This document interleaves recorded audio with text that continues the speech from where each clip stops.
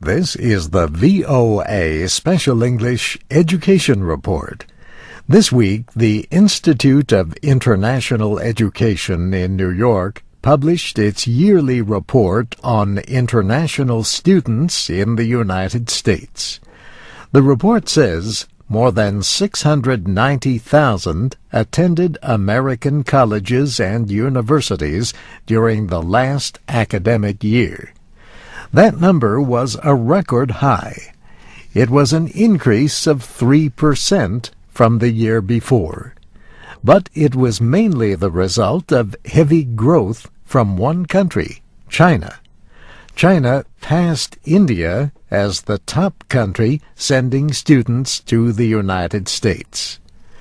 The president of the Institute, Alan Goodman, says the economic crisis could have limited growth from other countries.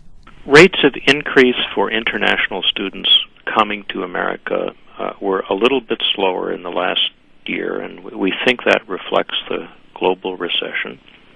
And the numbers of Americans studying abroad declined a little bit. So we think that these flows are sensitive to things like wars, revolutions, recessions, and natural disasters. The Institute of International Education publishes its report called Open Doors with support from the State Department. The latest report is for the academic year that ended this past June. It says China sent more than 127,000 students. That was an increase of 30% over the previous year. India was the top sending country for 8 years, but last year it was in second place, followed by South Korea. Among the top sending countries, Japan showed the greatest decrease, a drop of 15%. For a 9th year, the University of Southern California in Los Angeles reported the largest number of foreign students, nearly 8,000.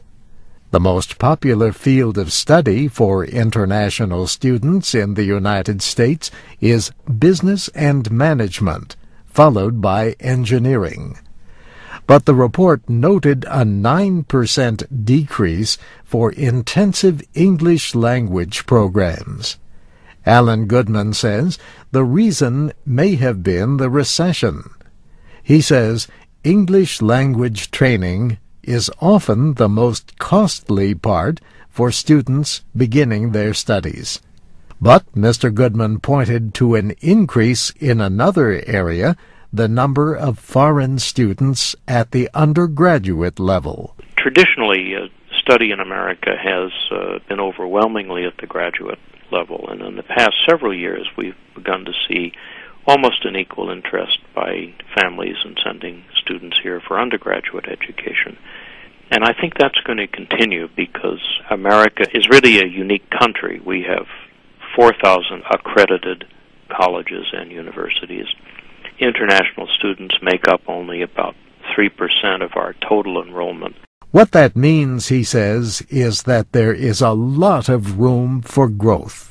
And that's the VOA Special English Education Report, written by Lawan Davis. I'm Steve Ember.